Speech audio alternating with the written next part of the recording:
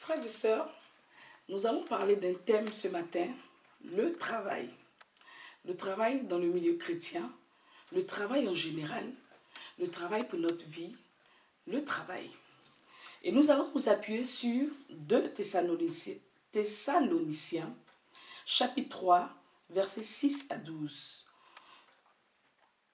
La Bible nous dit dans 2 Thessaloniciens, à partir du verset 12 du chapitre 3, nous vous recommandons, frères, au nom de notre Seigneur Jésus-Christ, de vous éloigner de tout frère qui vit dans le désordre, et non selon les instructions que vous avez reçues de nous. Vous savez vous-même comment il faut nous imiter, car nous n'avons pas vécu parmi vous dans le désordre.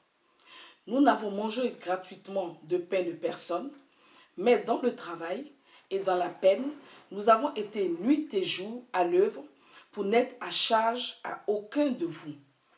Ce n'est pas que nous n'en eussions le droit, mais nous avons voulu vous donner en nous-mêmes un modèle à imiter. Car lorsque nous étions chez vous, nous vous disions expressément, si quelqu'un ne veut pas travailler, qu'il ne mange pas non plus. Nous apprenons cependant qu'il y en a parmi vous quelques-uns qui vivent dans le désordre, qui ne travaillent pas, mais qui s'occupent de futilités. Nous invitons ces gens-là et nous les exhortons par le Seigneur Jésus-Christ à manger leur propre pain en travaillant paisiblement. Amen. Nous allons inviter notre ami, l'ami que nous avons, le consolateur, afin de pouvoir débattre. On va fermer les yeux même 1 minute, 1 seconde je dirais, et dire Saint-Esprit, je t'invite à pouvoir me donner la capacité de comprendre ce texte de 2 Thessaloniciens, chapitre 3, versets 6 à 12. Pour la seule gloire de Jésus, que je m'efface et que tu croisses. Amen. La Bible nous dit que si quelqu'un ne veut pas travailler, qu'il ne mange pas non plus. Paul écrit aux Thessaloniciens, il dit, il y a des gens parmi vous dans l'assemblée qui vivent dans le désordre. Et lui-même, Paul, le grand Paul, dit que lorsque j'étais au milieu de vous, je n'étais à charge de personne. Mais j'ai travaillé pour vous montrer que j'étais un modèle. Un conducteur spirituel est un modèle du peuple. Alors le conducteur spirituel, s'il a un comportement qui n'honore pas Dieu, étant donné qu'il est un modèle, il influence automatiquement tous les gens autour de lui. Et vous verrez que le peuple aura les mêmes défauts que le conducteur spirituel. Alors la charge du conducteur spirituel est d'être un modèle, et le premier modèle à imiter, c'est Christ. Et ce matin, nous avons souvent des gens, des personnes à l'église paresseuses, qui ne veulent pas travailler. Mais si vous ne travaillez pas, comment vivez-vous? Le travail est noble. Le monde nous dit qu'il n'y a pas de sot métier. Mais lorsque je pratique un métier, après une formation, mais je m'épanouis dans ce métier par l'Esprit de Dieu. Parce que quel que soit le métier que je ferai, je glorifierai Dieu. Si je garde des enfants, je les élève à la stature parfaite de Christ. Même s'ils ne sont pas mes enfants, mais ma présence dans une famille est une bénédiction. Si je garde des personnes âgées, le fait que même je prenne soin d'eux, de leur partie, de les aider à vivre dans les plus petits gestes de la vie, c'est une bénédiction pour ces personnes. Ayant l'Esprit de Jésus en moi, j'apporte quelque chose dans la vie de ces personnes. Et si je donne des métiers que nous avons l'habitude de pratiquer ici. Si je suis un gardien d'immeuble, ma présence devant l'immeuble, c'est que la garde céleste est à côté de moi. Et le fait que je sois présent dans ce quartier, j'invoque le Saint-Esprit à ce que la paix de Jésus soit dans ce quartier et que tous ceux qui passeront dans ce quartier commencent à connaître Jésus. Partout où je serai, je glorifierai le nom de Jésus. Mais je ne peux pas glorifier le nom de Jésus dans le vol. Or, si je ne travaille pas, je ne peux pas manger. Parce que si je mange et que je vis aux dépens de quelqu'un, pendant que j'ai toutes les conditions nécessaires réunies pour travailler, je pense que je vis dans la fraude. Puisque Paul nous conseille de travailler. Il dit, si quelqu'un ne travaille pas, qu'il ne mange pas, alors je ne peux pas comprendre.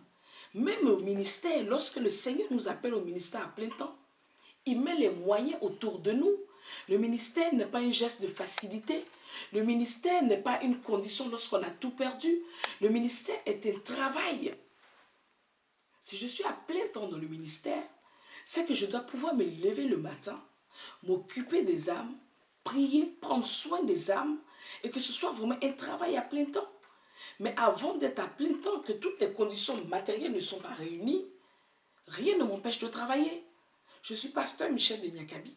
Je suis employé à la sécurité sociale. Je travaille.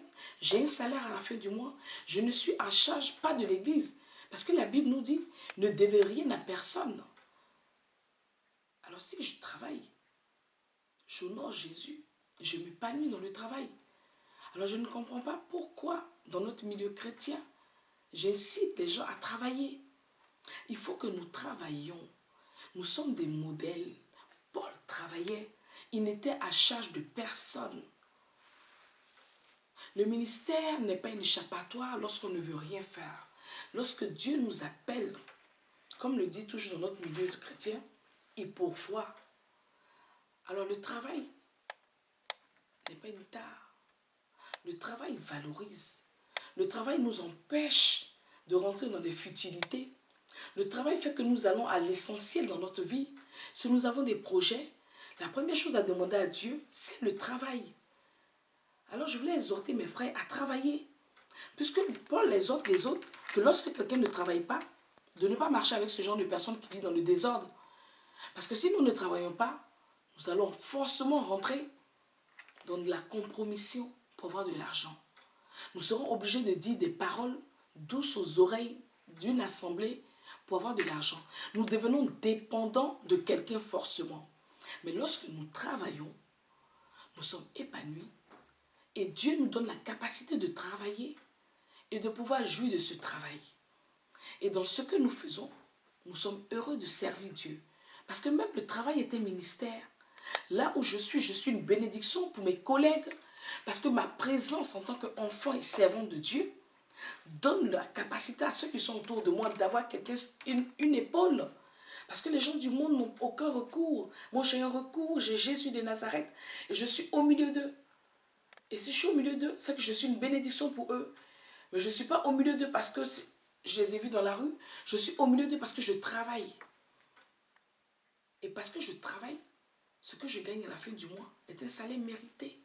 Et je suis fière en tant que servant de Dieu de travailler. Et si demain je ne travaille pas, j'ai la certitude que Dieu pourvoira. Mais le ministère aussi n'est pas de tout repos. Paul travaillait, mais il s'occupait du ministère. Alors j'aimerais que nos frères et sœurs qui sont à l'église aiment le travail. Le travail nous donne la capacité de nous épanouir dans notre fonction même du ministère. Le travail, chaque enfant doit travailler. On ne peut pas inciter nos enfants à travailler pendant que nous-mêmes on ne travaille pas. Nous ne serons pas des modèles. Alors que chacun de nous travaille. Il dit que si nous travaillons, nous ne vivrons pas dans le désordre. Nous ne chercherons pas la compromission.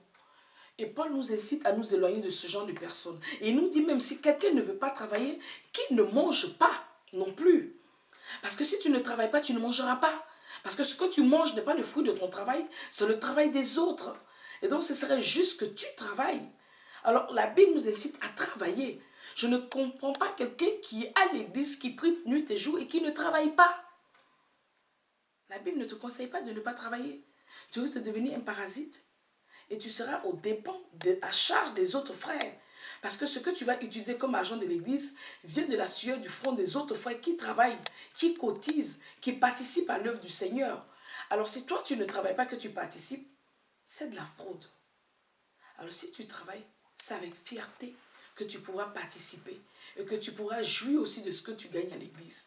Et c'est avec fierté que tu payeras, que tu donneras ce que tu as à l'église, que tu donneras mais plus même que ce que tu réserves à Dieu. Des fois on se dit oui, je mets de côté ma dîme, je mets de côté cette telle chose. Mais lorsque tu travailles et que tu sais que Dieu te bénit, tu dépasses la dîme. Tu es sous la grâce. Tu n'as pas une somme fixée. Tout ce que tu as glorifie Dieu.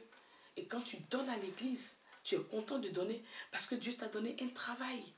Alors je vais inciter nos frères et sœurs à aimer le travail. Et que même les serviteurs, les leaders doivent travailler. Car Paul travaillait. Le travail est une bénédiction. Alors nous devons faire cette prière à Dieu. Seigneur, mets-moi dans un service, dans un endroit où je puisse m'épanouir dans un travail. Et qu'à travers ce travail, je puisse être un pion utile pour l'œuvre et pour l'avancement de l'œuvre sur la terre. Pour que le nom de Jésus soit glorifié dans ce que nous faisons. Que Dieu vous bénisse.